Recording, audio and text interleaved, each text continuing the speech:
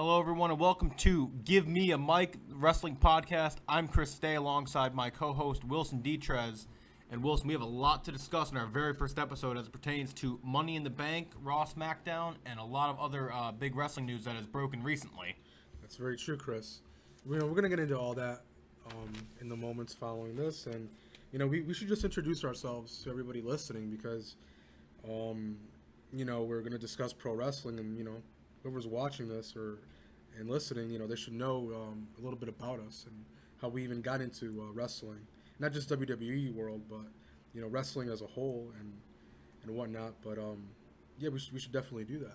Well, I got into wrestling first back in WCW because, wow. Yes, that is... I remember, I think it was 97 or so, I was flipping the channels as, a 6-year-old or so. I think Ric Flair was world champion when he was, but that's how... I'm old enough to remember Ric Flair's world title reigns. Bash at the Beach era. Something like that, yeah. I think it was, I remember Ric Flair and Rey Mysterio were my two favorite wrestlers in WCW. And then at some point along the way, I kind of just jumped ship to the WWF at the time. Yep. And it was right around the time that WCW started to suck, even though I was too young to realize it because I was like 8 at the time when that happened. So, yeah, we never really realized how bad the product was as children. But if you look back on it now, yes, it was really, really bad at that time. Yeah, but even as an 8-year-old, The Rock and Stone Cold and Undertaker, they all stood out to me. It was the Attitude Era, even though I didn't realize how big of a period of wrestling it was at that time. That's basically what I grew up watching. And then it transformed into the Ruthless Aggression Era, as they call it. Okay. I don't know about you, but that's basically what I remember. Well, for me, it was my story is a little bit different. I wasn't watching in that time period in 96, 97. I was on and off in 99 and 2000 in the heart of the Attitude Era. When the Attitude Era was actually getting really hot. I think 2000 was a really hot year for WWE in that time period. Yeah, I agree. Yeah, definitely. The Rock was there. You had Angle, Taker, Kane, Austin was injured, but he would come back at the end of the year. I didn't start getting into it and watching it full time until the infamous Invasion storyline, which looking back on it now was not that great. It was poorly booked, but as a kid, when you flip through the channels and you see WCW guys and WWE guys, or WWF guys at the time, and you see these two different shows, and then all of a sudden they're all in one jam-packed show. You don't really know what's going on. You're just happy to see all these guys together. And I guess the rivalry that got my attention at that time was the Kurt Angle versus Stone Cold feud. Unfortunately, it didn't last that long. I mean, it lasted maybe 2-3 months at most. But Angle was hot. He was if they had pushed him right, he was a top babyface with his American Hero gimmick. And he caught my attention, and especially guys like RVD at the time, who were hardcore champion, trading the title back and forth with Jeff Hardy. They had some. I remember they had some really good matches, and the Invasion angle as a kid was awesome. Yeah, absolutely. Looking back at it now, obviously there wasn't a lot of top WCW guys involved. Hogan, Nash, Hall. They all came in after the Invasion angle was over. Same thing. Goldberg, he showed up later on. If they had been there during the Invasion angle, that would have been maybe even better than the Attitude Era. It would have, because you would have had like all of them there. But in fact, we became friends really over wrestling. We did, and I just want to end on one more note. One of the cool points that sticks out for me for that time period and what got me into wrestling, and that I appreciate it so much more now than I did back then, was back then. At that time period in the WWF, they never really had 2 world champions, unless you go back to 91 when Flair walked in with the title, but that's a whole nother story.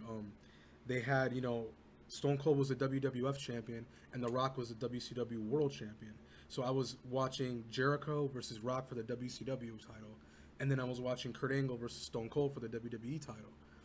and you know, I had Austin and Rock as champions, and that was great, and that was something that I appreciate so much more now than I did back then. But yeah, you know, that's how I got into wrestling, and I've just been hooked ever since. But you're right, yeah. Back to what you were saying, yeah, we became friends over you know, wrestling. Yeah. That's how we met.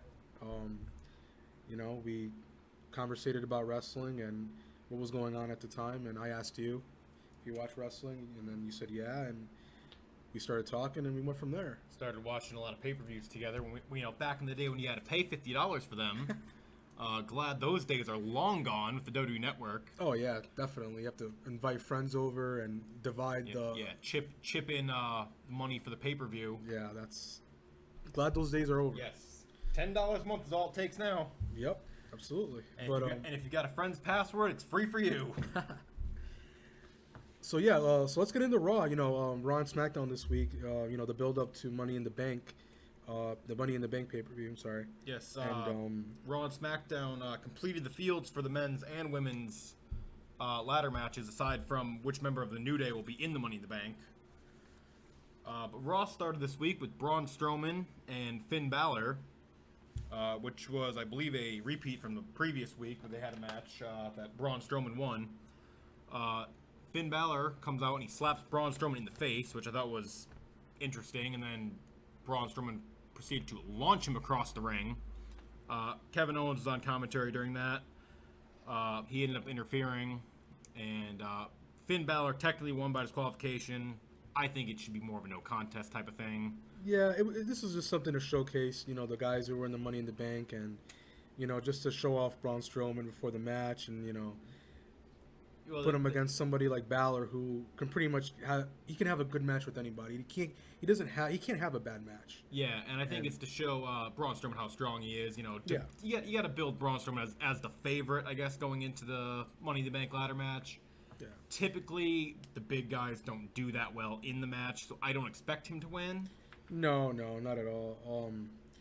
You know, you never know. WWE has done swerves in the past, but definitely, you know, they're definitely trying to build him as to something that is to be intimidated and to be, you know, taken seriously in this match, and to, you know, I don't know. It's just something to me that this segment was more of a throwaway. I mean, if I didn't watch this, it wouldn't have affected me in any way. You know, it just didn't do anything for me. Yeah, and I don't think Braun needs the briefcase. I personally think Finn Balor is going to win. I think he's going to be the one that wins the Money in the Bank match, and we'll get into that when we talk about Money in the Bank, and we'll go through the actual card.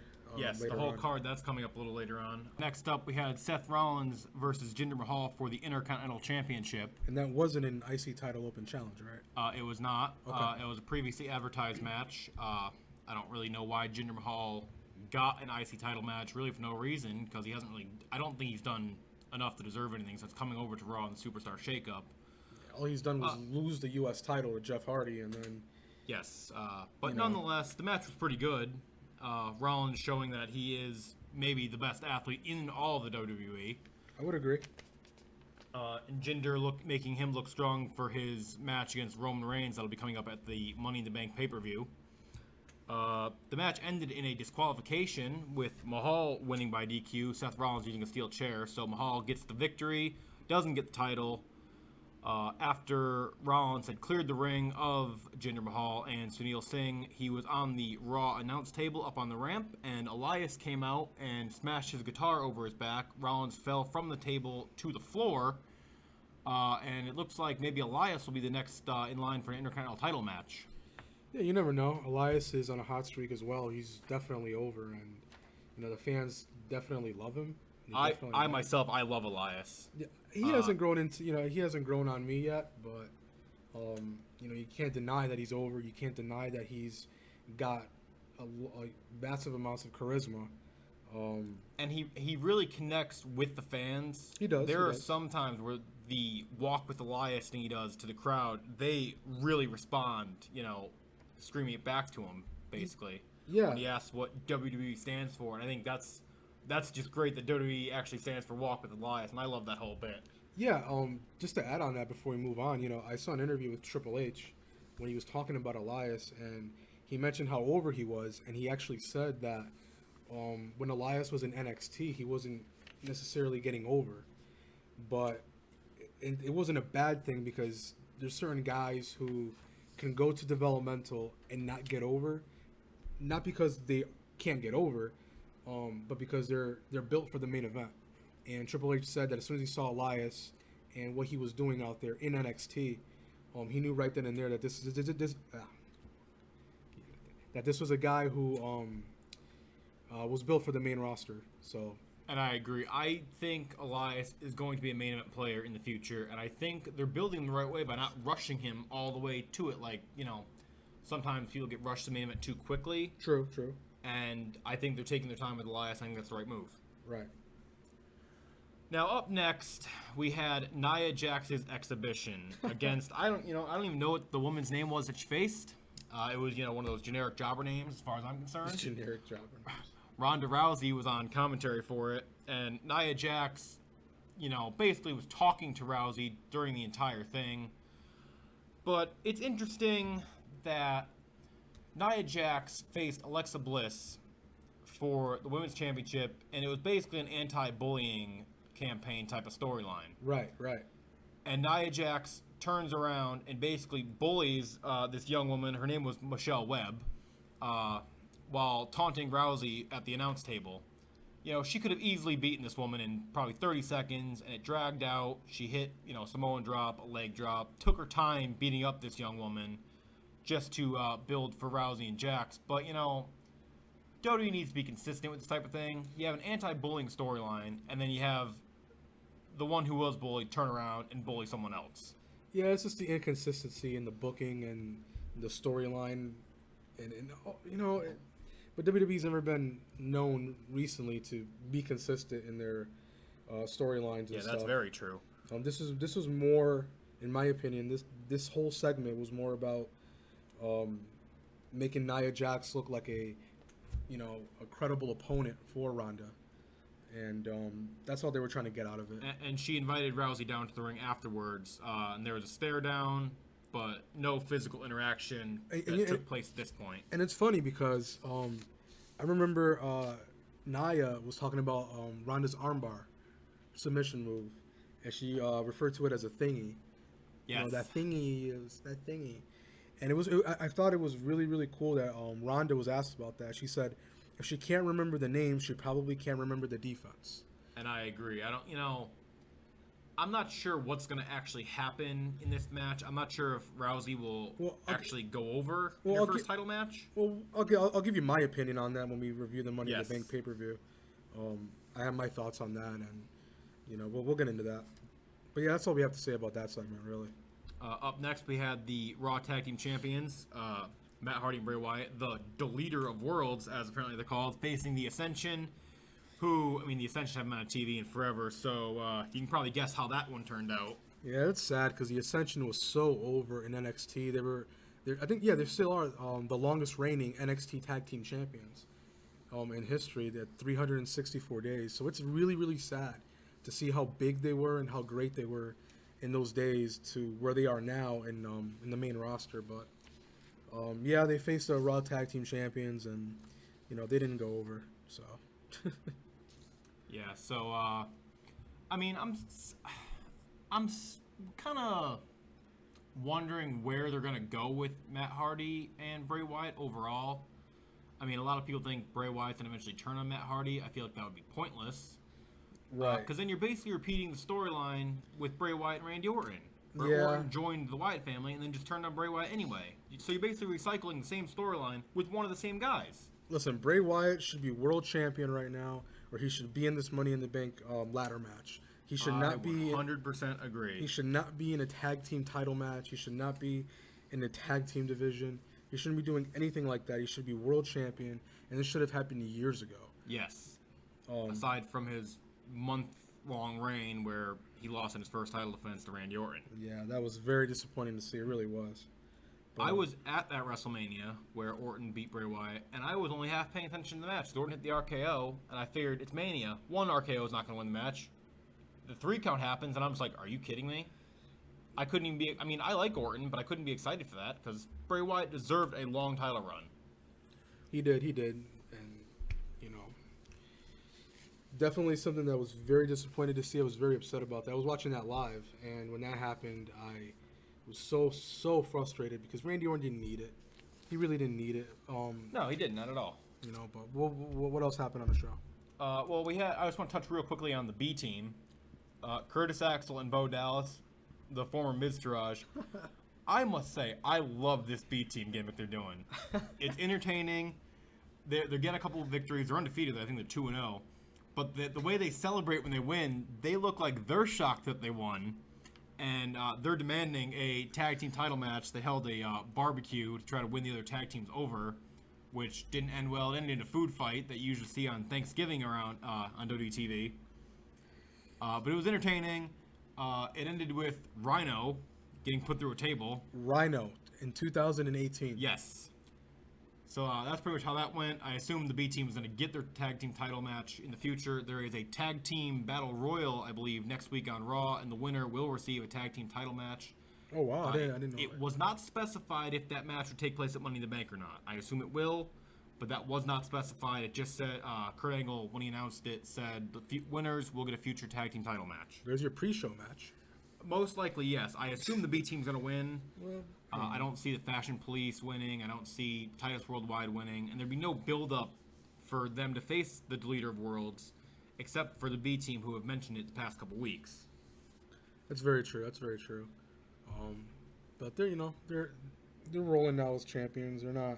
They're not so over, but they're not over. They're kind of in the middle, which isn't bad, but no, it's not bad at all. I mean, there's a crowd reaction, so that's what you want to have. Exactly. Next, we had Kevin Owens versus Bobby Roode. Oh, God. This is more of just Money in the Bank opponents facing each other. Why did Bobby Roode go to Raw? He has been doing nothing since he's been drafted to Raw.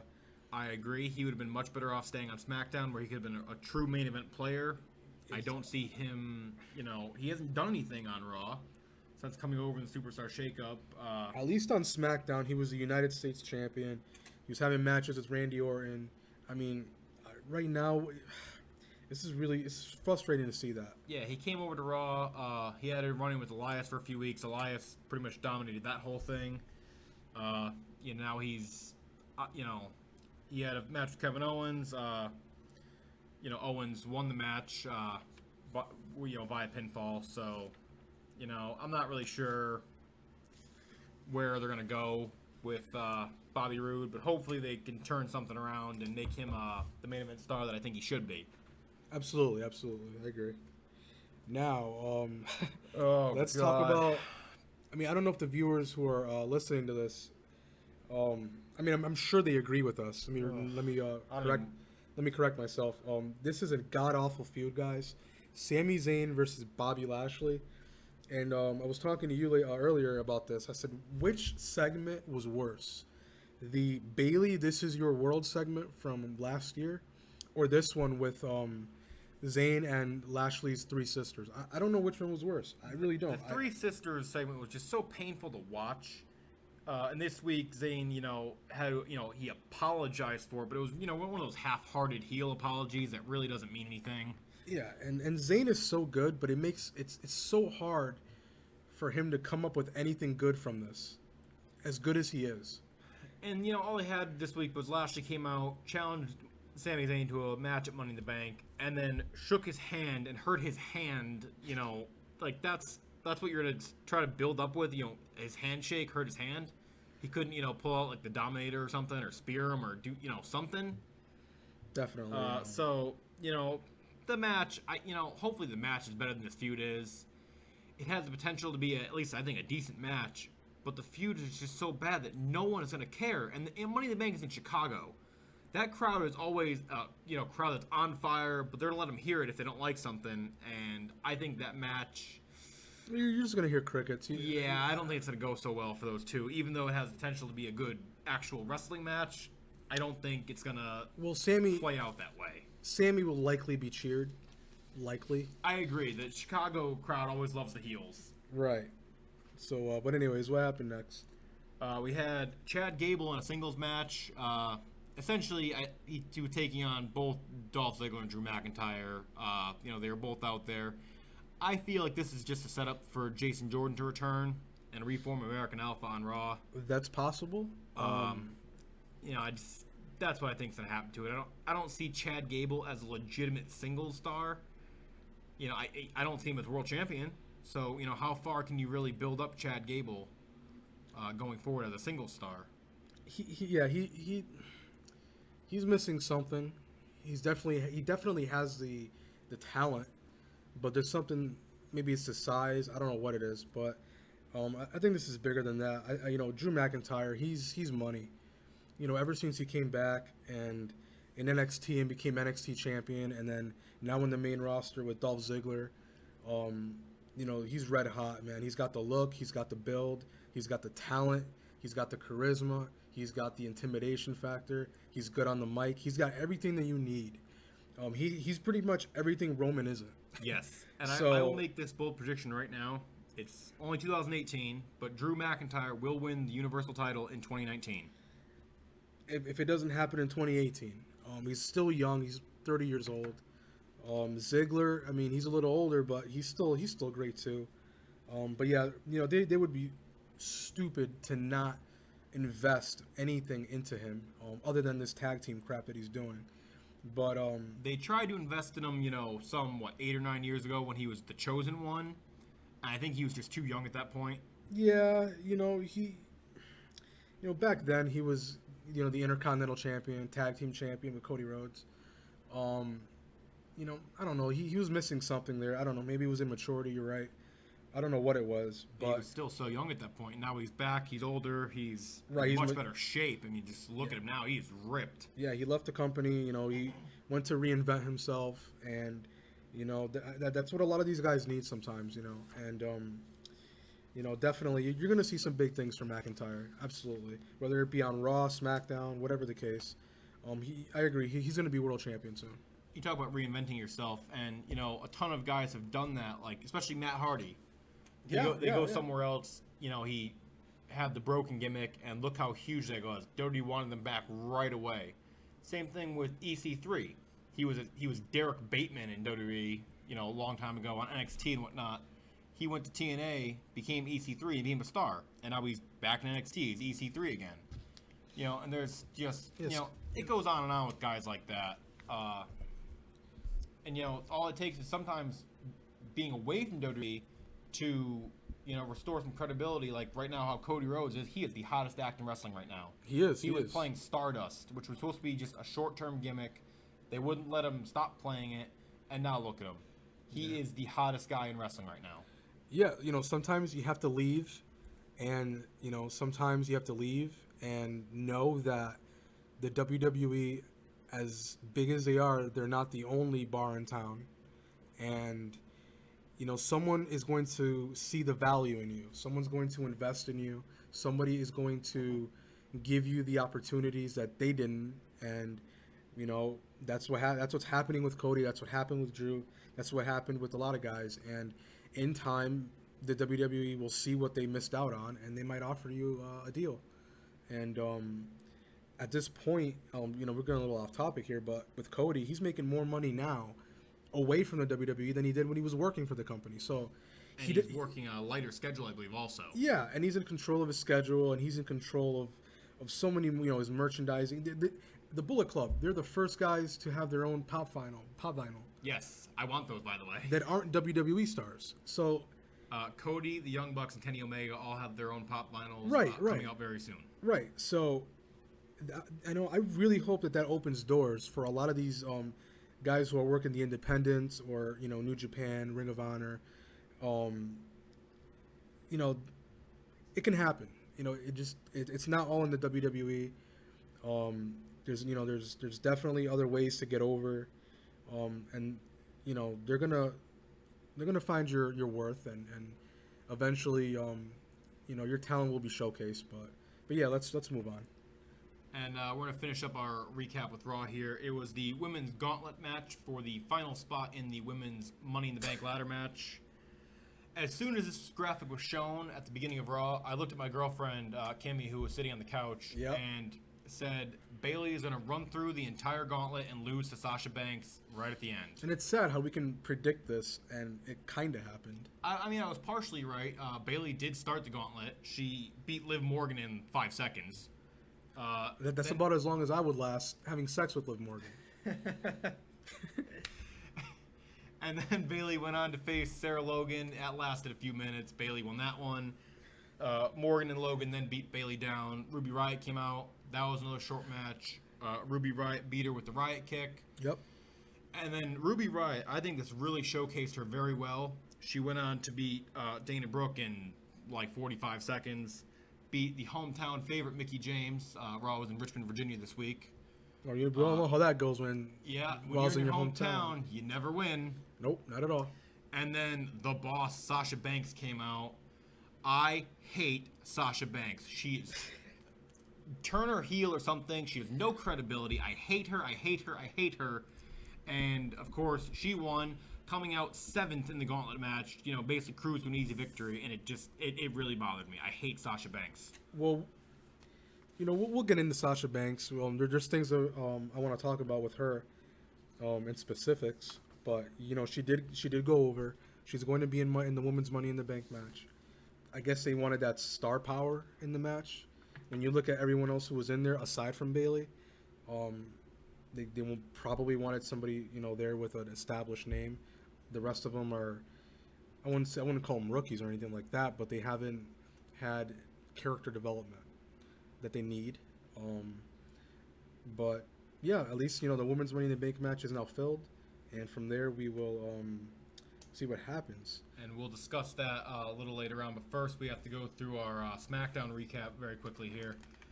The show started off with Samoa Joe cutting a promo where he talked about how he was going to win the Money in the Bank, your usual heel promo going into a pay-per-view like this. Samoa Joe has stepped up his game on the mic. He really has. And I like him better on SmackDown, actually. He really provides that star power that I think SmackDown needed. Right. Because even though he hasn't been in WWE that long, he has that established star power from ROH and TNA, etc. And then NXT, where he was NXT champion on 2 different occasions. Yes. But he opened the show. He talked about his match with Daniel Bryan. Ran down Bryan's family. He mentioned Brie and their daughter Birdie. That brought Bryan out to the ring. Threatened to break Joe's leg. Looked like they were going to fight right then. And then Big Cass comes out. And I came out in crutches. Yeah, I couldn't care less about Big Cass, but he came out in crutches to play off his injury that Bryan gave him a couple weeks ago. Then surprised everyone, said he was medically clear, attacked them both, and it was announced that medically cleared though, even though he was working live events. Yeah, so let's remember that he wasn't actually ever not medically cleared. Right. He announced that he was going to face Samoa Joe and not Daniel Bryan. After the commercial break, Paige corrected that and said it was going to be a triple threat match.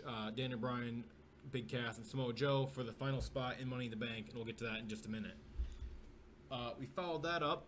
It was Ty Dillinger, the Perfect 10, facing Shinsuke Nakamura, who is basically counting to 10 every chance he gets to promote the Last Man Standing match with AJ Styles at Money in the Bank. And I felt this match was a lot better than people would have expected. I feel like, you know, a lot of people would have thought Nakamura was just going to squash Dillinger. That wasn't the case. Right. And I think Dillinger is so grossly underused. He has all the talent, but he's, you know, barely on TV. He doesn't really get to showcase his talent all that much. And I feel like having a match with Nakamura could do that. But, you know, only time will tell.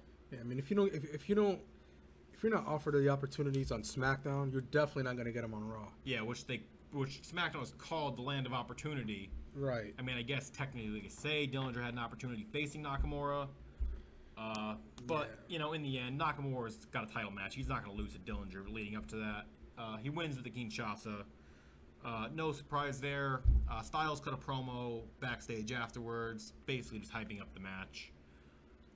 So Nakamura, Styles, this will be the 4th time that'll be coming up at Money in the Bank. Yes, you're right. Dating back, to their match at WrestleMania, you're right. There was a dance-off between Naomi and Lana. Now, let me say this. What we're clearly going back to 2010 in that era when they were doing these stupid dance-offs and stuff. But the dark match before SmackDown was the United States champion Jeff Hardy defending the title against Shelton Benjamin. In a dark match. In a dark match before the show. So why is that the dark match and this stupid dance-off makes it to the actual TV show? It doesn't make sense to me. It did nothing for no one. I guess there was a brief brawl between Lana and Naomi that I guess is going to promote Money in the Bank somehow. I don't know. Aiden English and Rusev were out there with Lana. The Usos were out there with Naomi.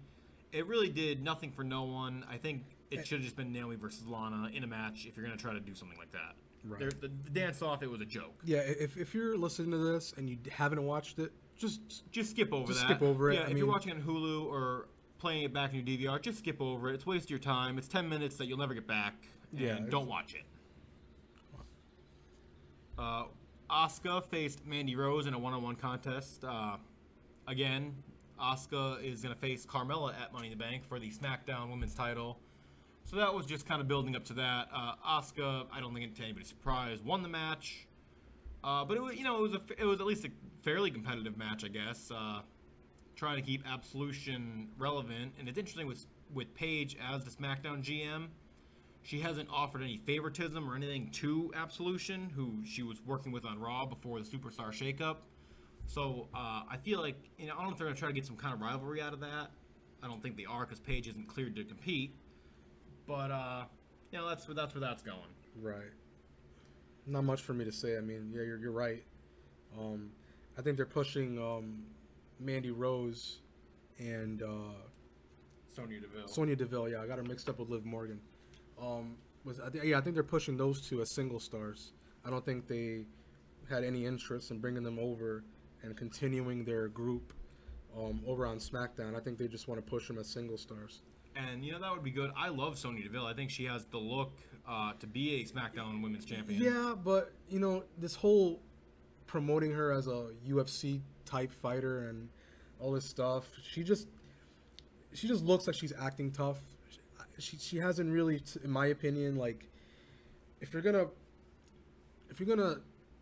showcase a certain persona or a certain image, at least back it up and at least make it believable. I'm not saying she isn't a good athlete. I'm just saying, when she gets in there, she doesn't compete as if she was a former MMA fighter. And I don't know. If you ask me what's her finisher, I can't tell you. I couldn't tell you either, but I do remember, and it was the night before they jumped to SmackDown, she confronted Ronda Rousey face to face on Raw, and Rousey took her down pretty easily. Exactly. It's like, come on, she stood up to her, but got taken down really easily. Right. So if you're being booked and promoted as this MMA, combat fighter, and now you're going face to face with Ronda Rousey, obviously you're not going to get over her in a segment, but you're going to at least offer some offense or something. Yeah. But they didn't even do that. But anyways, what else happened? Let's just go on to the main event now, which was Big Cass, Daniel Bryan, and Samoa Joe. It was a pretty good match, in my opinion. It was fairly lengthy. It went, I think, close to a half hour. Yeah. Bryan and Joe, when those two are in the ring together, I think you're going to get gold regardless. I think Big Cass might have prevented that a little bit by being involved. I don't particularly care for Big Cass all that much. Didn't really care for him when he was a face with Enzo. Didn't care for him even more when he was a heel, and they were trying to push him, against Big Show and that kind of thing. Well, here's my opinion on that. With him, since he's come back, he has drastically improved on the microphone. Yes. He can cut a promo. He's believable. He's got the size, the look, whatever. The physique, again. Well, let's face it. He's got the look that Vince McMahon loves. He's a big, sweaty man. But big 7-foot guy, muscular, and that's what Vince McMahon loves. Right. Now, why did they add him into this match? Did they not want to give away Samoa Joe versus Daniel Bryan for free on TV? I don't know. Did they need to add Big Cass into this match? Absolutely not, because the result was still the same. If you haven't watched SmackDown, for the people who are listening, Samoa Joe went over, and they could have had the same result with Big Cass interfering and costing Daniel Bryan the match as revenge. But that didn't happen. They just added him into the match. And that's what I thought was going to happen. I Right. thought Big Cass interfere. And really, I do like the way the ending was booked. Daniel Bryan hit the running knee on Cass, took Cass basically out of the match, went for a pinfall. Joe picked him right off of Cass and locked him in the coquina clutch. And Bryan, I like to point out, did not tap out. He passed out. So I think it makes everyone look good. Cass didn't get pinned. Bryan didn't give up. And Joe gets the victory. Yeah. And I don't think anybody gets hurt with that outcome. Not at all. And Samoa Joe has enough credibility that I'm not upset that he defeated Daniel Bryan at all. So, but yeah, Samoa Joe's going to the men's Money in the Bank ladder match. And that did complete the men's Money in the Bank field, with the exception of which New Day member will be in it. And we're going to discuss Money in the Bank right now. Yes. So, let me We're going to run down the announced card. Obviously, there might be still a match or two announced. The kickoff show will probably get announced at some point. We're still a couple weeks away from Money in the Bank, but let's go what we got announced so far. So, all right. Before we even get to the main card, I want to talk about a few matches that I think will be added into the pre-show or into the main card that haven't been announced yet. So I want to get your opinion on it. Okay. Most of these are from Raw, unless you count the Cruiserweight title. One of the matches that I want to talk about that, again, these matches aren't official and they're not announced or anything, but this is my opinion. A Raw Tag Team title match between the Deleters of Worlds, Bray Wyatt and Matt Hardy versus the B Team. I think it's going to happen.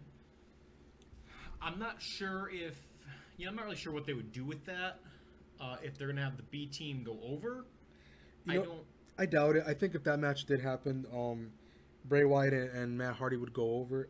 I do want to say, though, that, the B Team, they're getting over. They're getting a strong reaction. They're hilarious. They're talented, don't get me wrong. And if it doesn't happen at Money in the Bank, I predict definitely it's going to happen by SummerSlam. They're going to be tag team champions by SummerSlam. I think so. I'm not sure how long you can have Matt Hardy and Bray Wyatt be a team. Because there's not really a whole lot happening with that storyline anymore. They're the tag team champions, but what are you really doing with it? Right. Yeah, so that's all we have to say about that. This other prediction, the second prediction, kind of ties into what you were talking about with Chad Gable and Jason Jordan earlier. Yep. You're linking the storyline between Gable and Jordan as a tag team, but another prediction I have is an IC title open challenge match with Rollins defending against Jason Jordan. Really? Well, here's the thing. There's rumors of Jordan returning to the WWE very soon from his neck surgery. Apparently, it wasn't that serious because he's back so soon. Yes. And if you want to link the storyline between him and Kurt Angle, being his illegitimate son and being Rollins' former tag team partner. That is true that he was Rollins' former tag team partner. And they kind of ended in a sour way when they lost the titles. And before then he Jordan kind of just went off TV at that point. Exactly. After surgery. Exactly. So I wouldn't be surprised if Rollins issued an open challenge. Jordan comes out, accepts. Obviously, I believe Rollins will go over clean. Now, my next prediction after that is after he loses, he might turn heel. He might then just completely, turn on Rollins, turn on the fans, because let's be honest, his face run isn't getting over. No, nobody's believing that he's Kurt Angle's illegitimate son. This is 2018. I mean, come on. Right, unless you're a little kid and you don't know any better and you tune in here and there, you'll feed into it and you'll invest into it. But any adult isn't going to watch that and say, absolutely, he's Kurt Angle's son and they believe it. It doesn't resonate with adults, and I think it's time to let it go. Well, my prediction, I think Jason Jordan is going to come to Chad Gable's aid against Ziggler and McIntyre. And I think that might reinvigorate his face run. Having him... They can still say he's Kurt Angle's son and all, but having him away from Kurt Angle and the main event picture and helping out his old tag team partner, I mean, they were SmackDown Live tag team champions. Right. American Alpha was over in NXT. You're right about that. Yeah. Maybe try to get him back over that way. And add a legitimate tag team who was already established, former champions, to the Raw tag team title picture. You're right. So we just have to see which one of our predictions comes true, or maybe both of them won't come true. That's also possible. I think Rollins is going to defend against Elias at Money in the Bank. That's my prediction. Not announced yet. Just guessing. And we'll come back and talk about Money in the Bank again right before the pay per view when the card is officially finalized. Right. But let's go to what we have announced so far. I didn't mean to cut you off there. There was one more match that I wanted to talk about. I mean, it's not official yet. It's actually happening tonight. It depends what day you're watching. What day you're listening to this podcast. It's the Cruiserweight title match between Cedric Alexander and Buddy Murphy. Yes. It's happening tonight at 205 Live after SmackDown. I think Cedric's going to win. It might be in a DQ finish because they've been hyping this match for so long that, I mean, it would make sense that they would, have a DQ finish on 205 Live and then finish it off on the pay-per-view. But who knows? And yeah. So you want to get to the pay-per-view, right? Yes. You want to get to the pay-per-view card. And I want to get this out of the way first because, in my opinion, I don't think anybody cares. And I don't think anybody is even invested into this. Roman Reigns versus Jinder Mahal.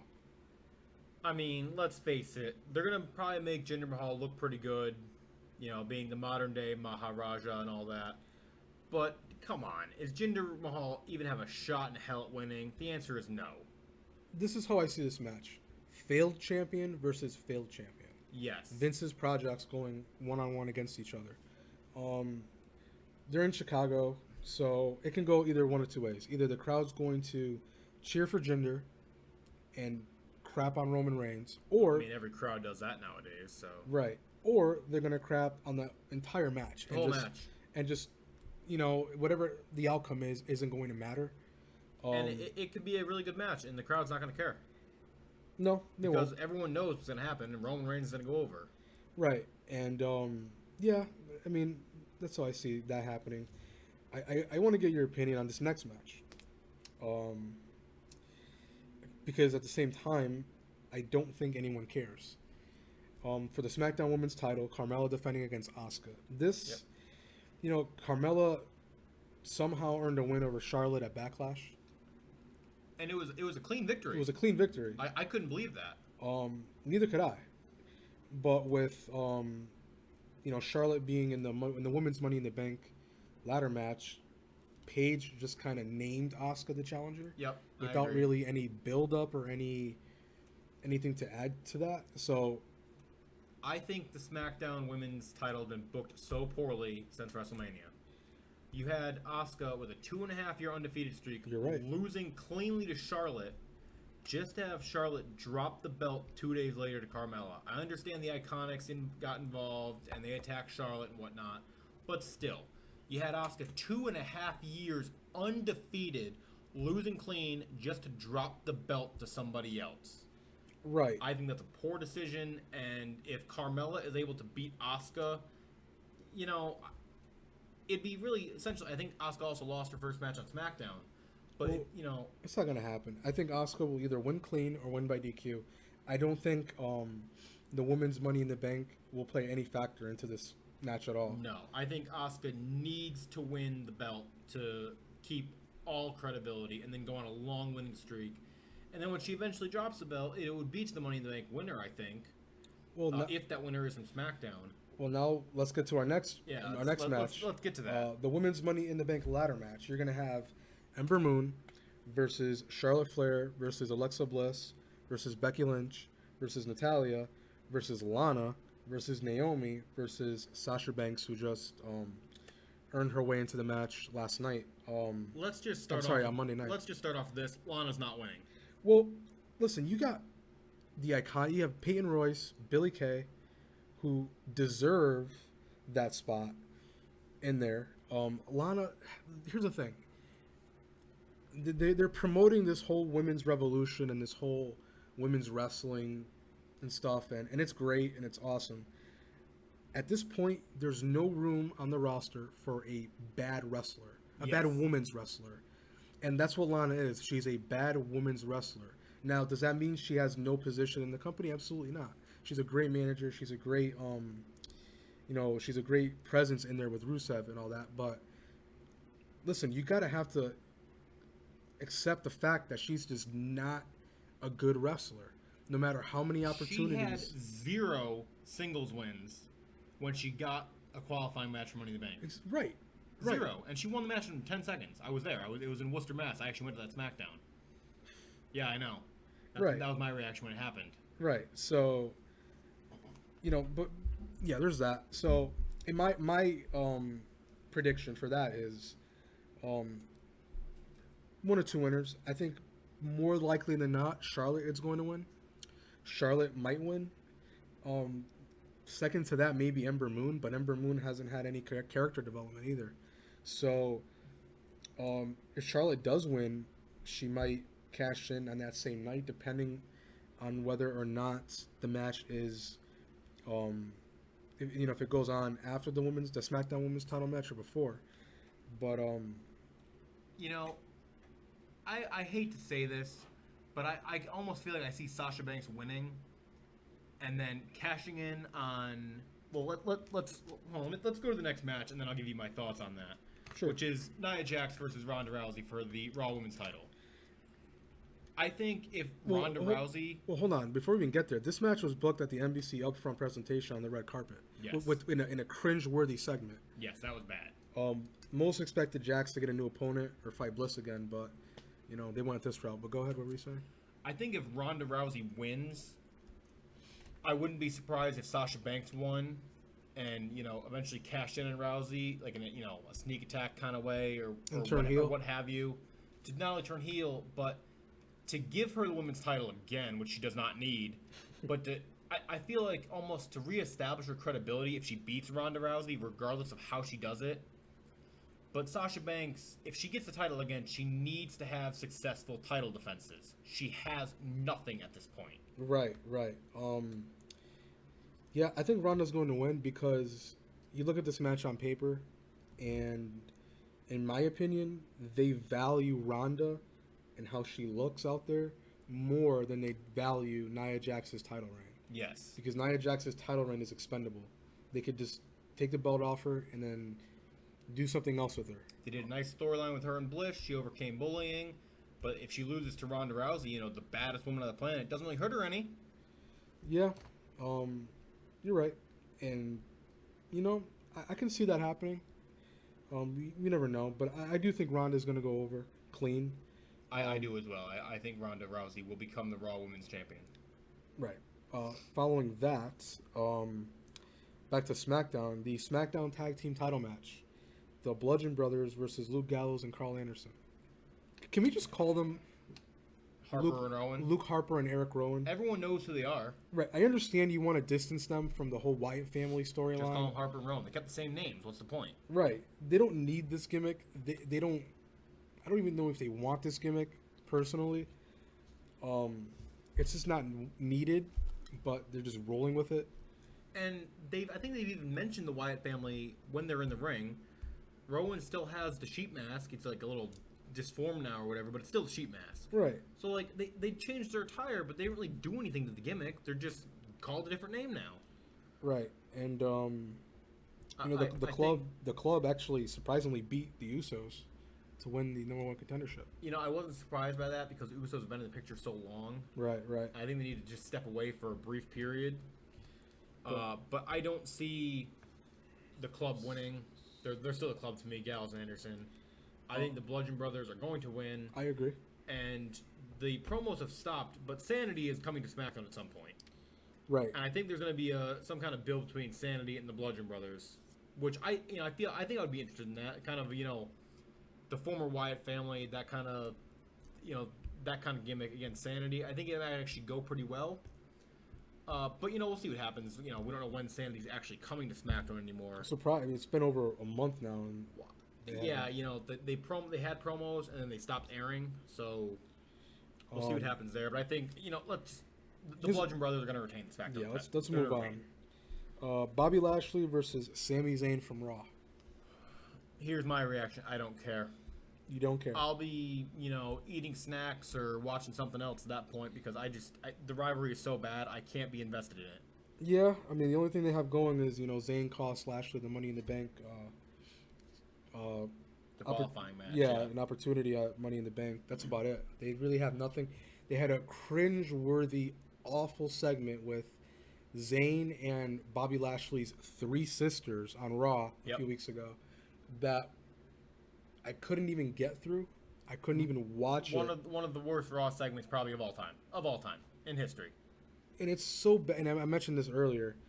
Zayn is so good, but it's so hard for him to come up with anything good with this cringe-worthy storyline that they're giving him and the script that they're giving him to read off of and stuff. Like, how do you expect him to do anything with this crap?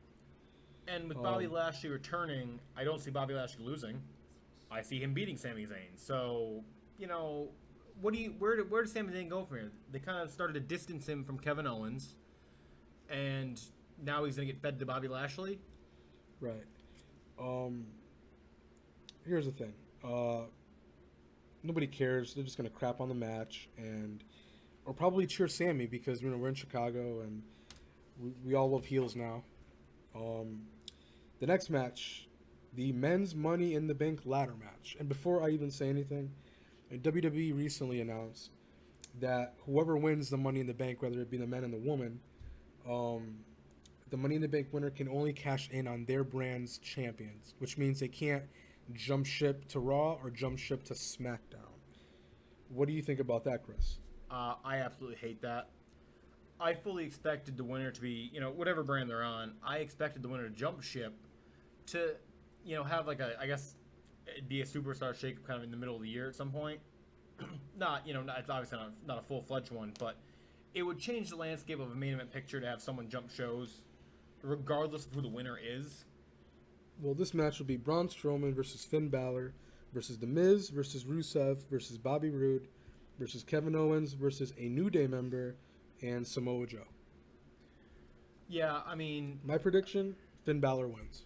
I agree. I think Finn Balor wins. I don't see Braun Strowman winning. He doesn't need the briefcase.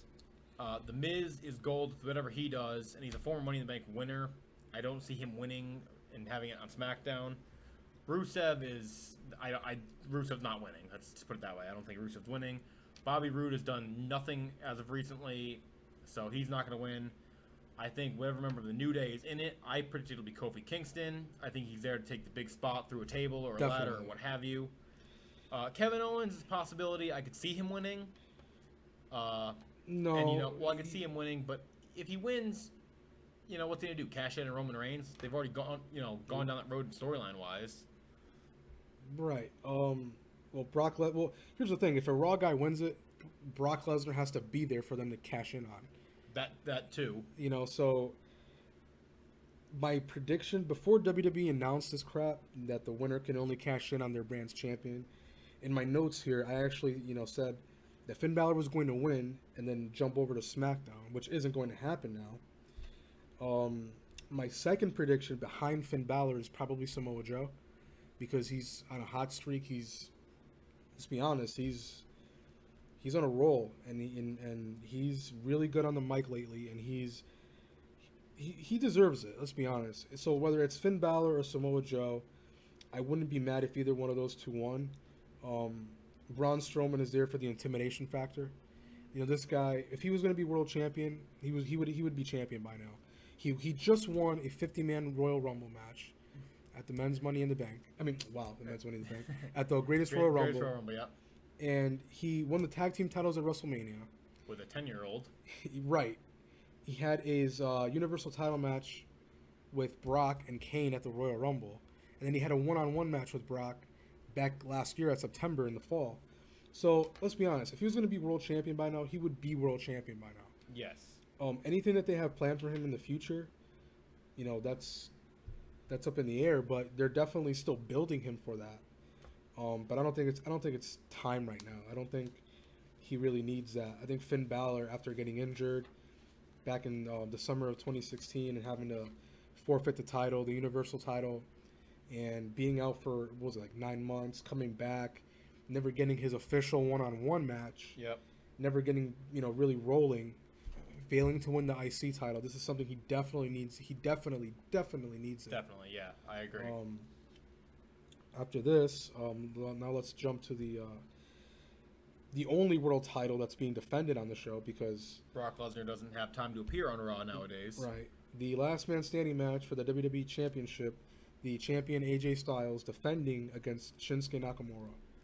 I would like to say that if this comes on after the men's Money in the Bank ladder match, Yep. and Joe wins, Joe cashes in on the winner. Right, and Because the last man standing match makes sense. And if if- it's after that, obviously that won't happen. and if that happens, I really would love for Styles to retain, because it would just hurt Nakamura in his heel run to win the title and then lose it immediately. Agreed, yes. So my opinion is Nakamura will win the title. I don't know how he'll do it, but he'll win it somehow. Whatever he has to do, he'll win it. He's had This is title match number 6. title match number 6. He's lost to Jinder Mahal clean Twice. at SummerSlam and Hell in a Cell last year.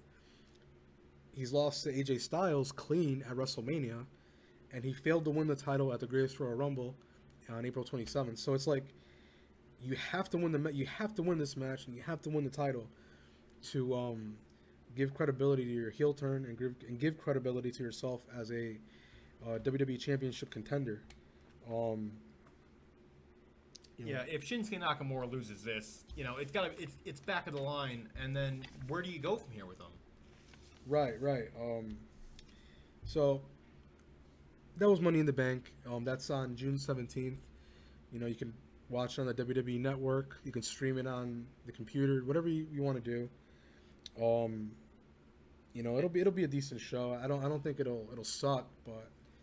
And as Money in the Bank gets closer, we'll be back with another episode to go over the card again if it changes or stuff's added, etc., and what new developments happen in Raw and SmackDown along the way. Yeah.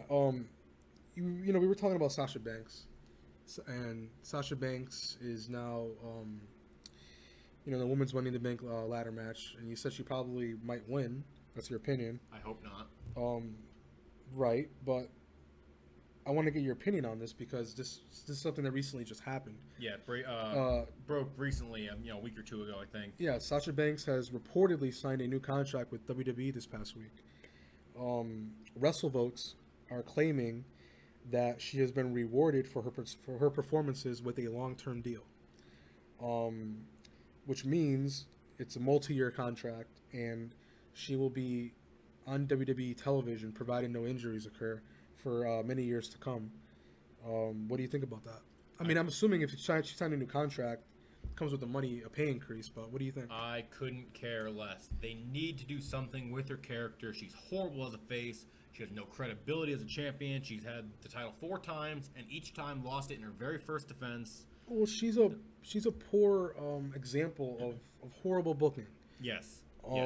Listen, if you're listening to this and you agree with Chris, and I do too, don't get me wrong, listen, go to the WWE Network, go to NXT, and watch her matches with Charlotte, watch her feud with Bayley, and watch that fire that she had in NXT back in 2014, 2015. She had the match of the year with Bayley at NXT TakeOver Brooklyn in 2015.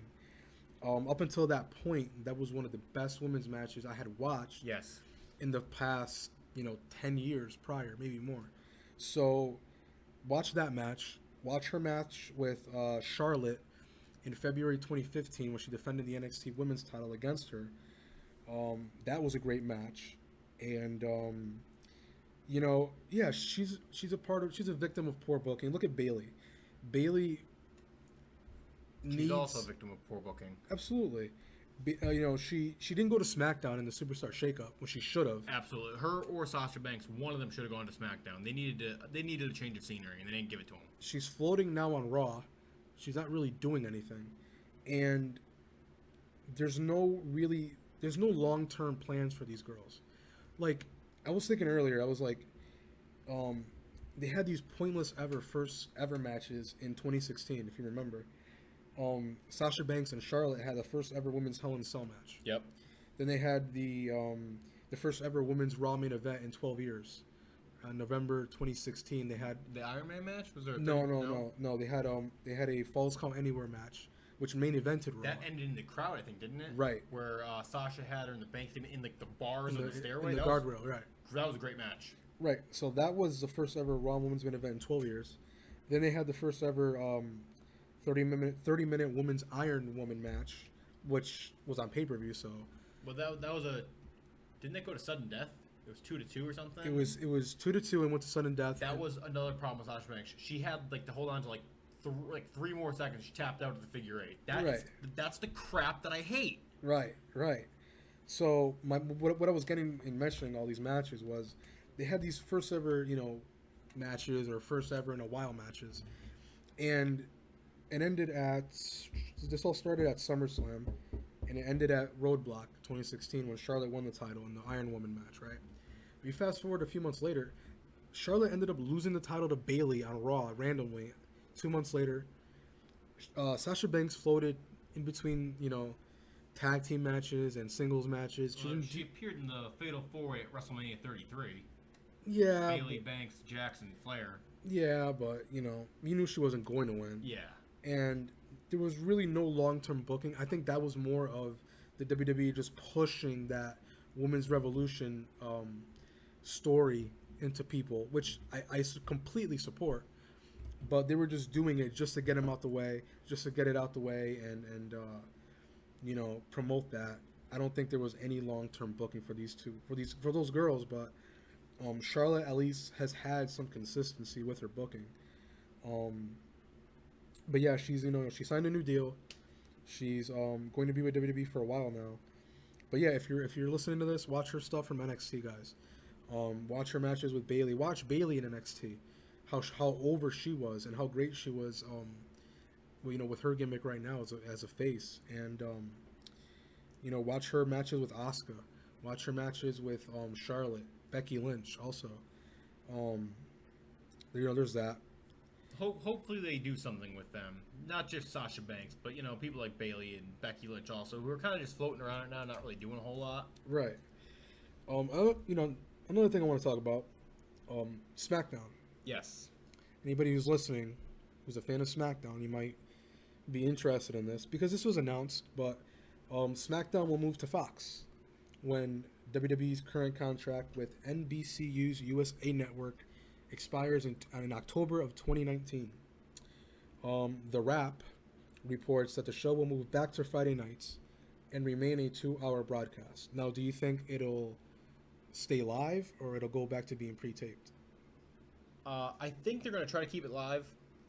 I feel like SmackDown will change their touring schedule a little bit. Usually they do, I think, Saturday, Sunday, Monday, live Tuesday.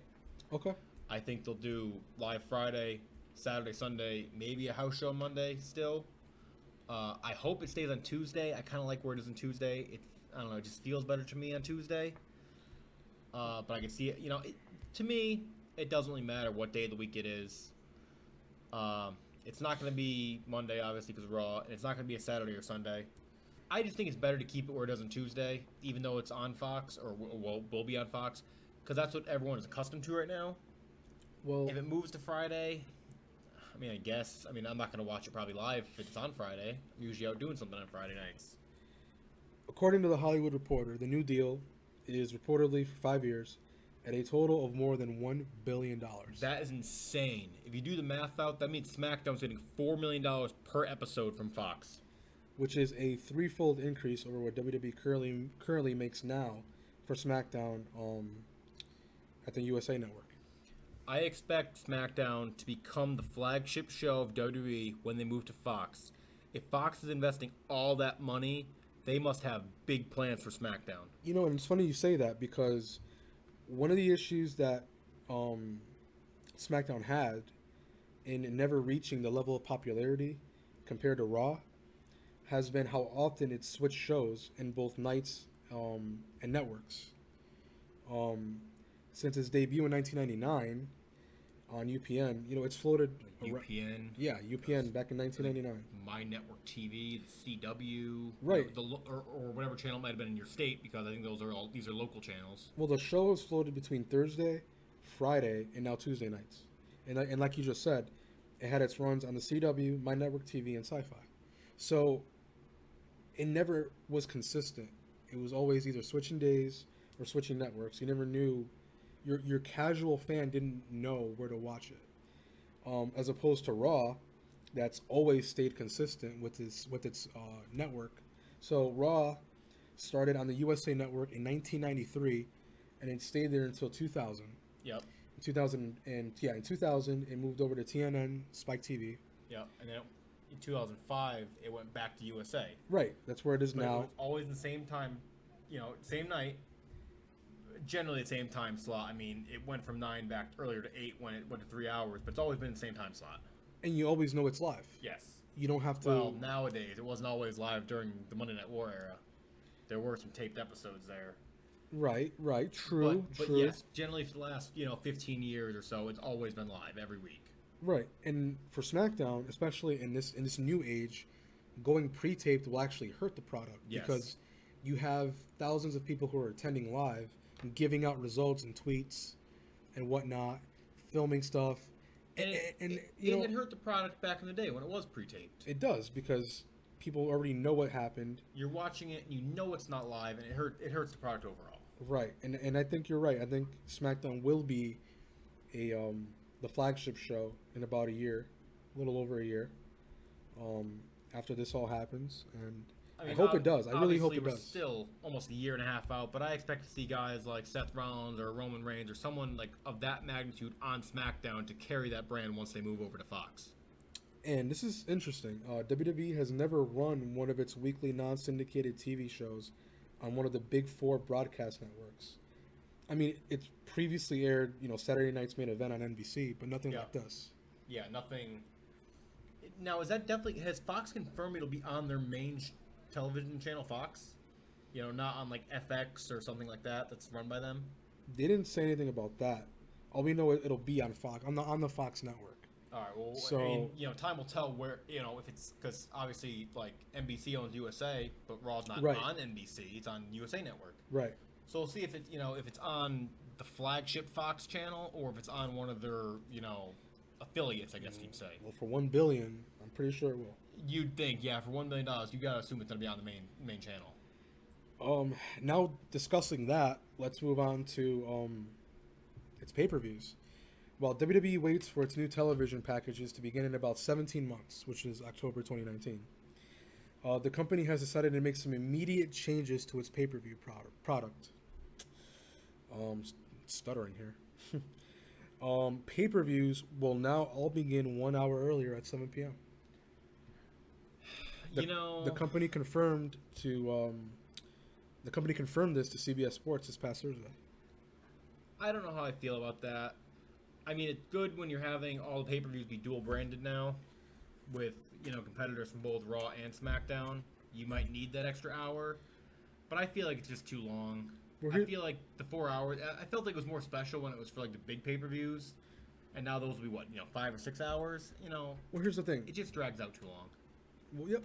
Here's the thing. Most pay-per-views will wind up running approximately 3.5 hours. With the company's 4 biggest events scheduled longer, WrestleMania will continue featuring a 5-hour main card, 7 p.m. to midnight. That's really long. Right, with Royal Rumble and Survivor Series joining SummerSlam with a standard 4-hour runtime, 7 to 11 p.m.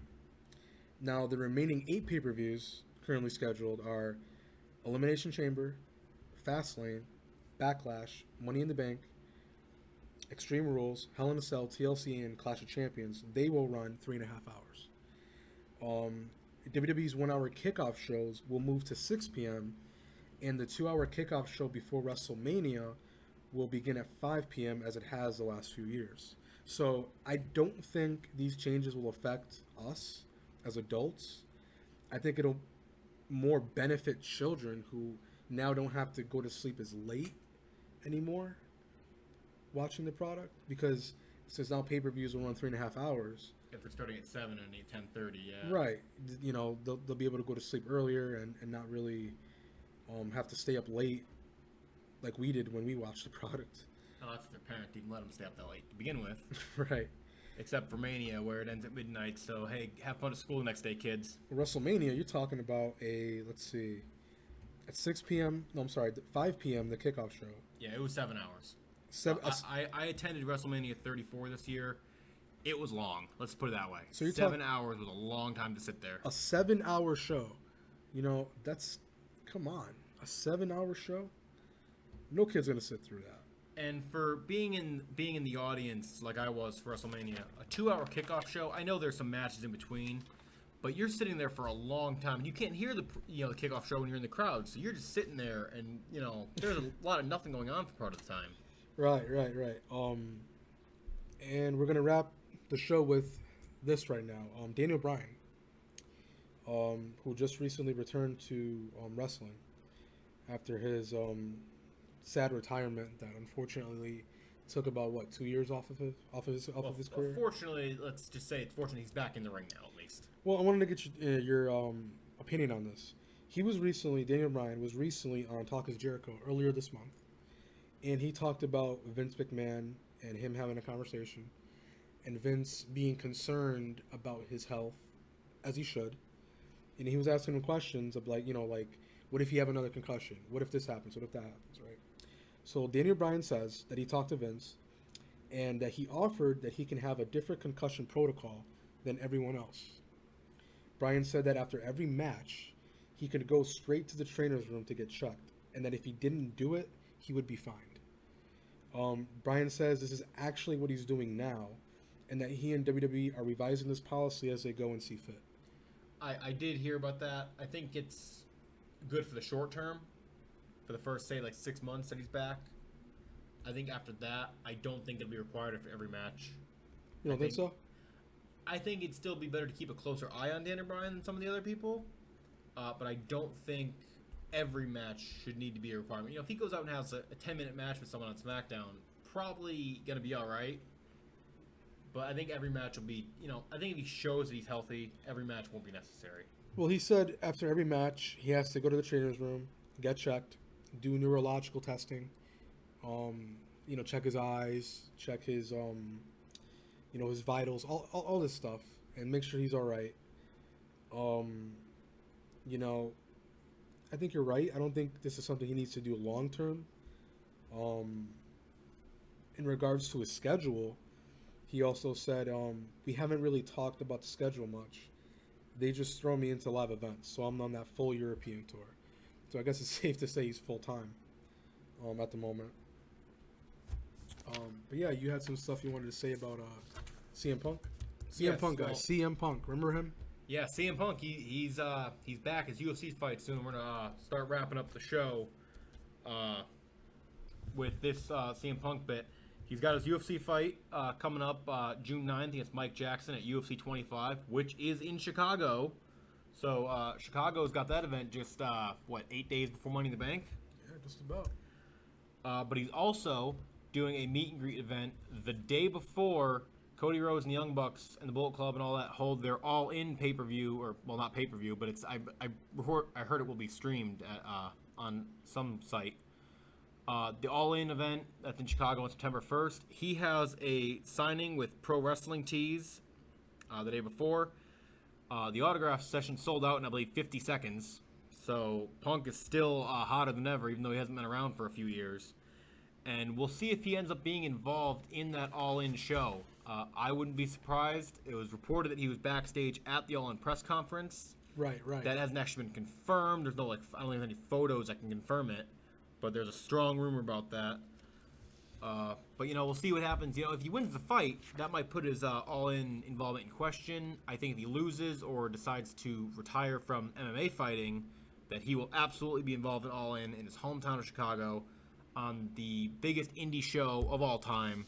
It's sold out. That show sold out in 30 minutes. I have tickets to it, so I'm expecting to be there, depending on how flights to Chicago go for myself. Well, here's the thing.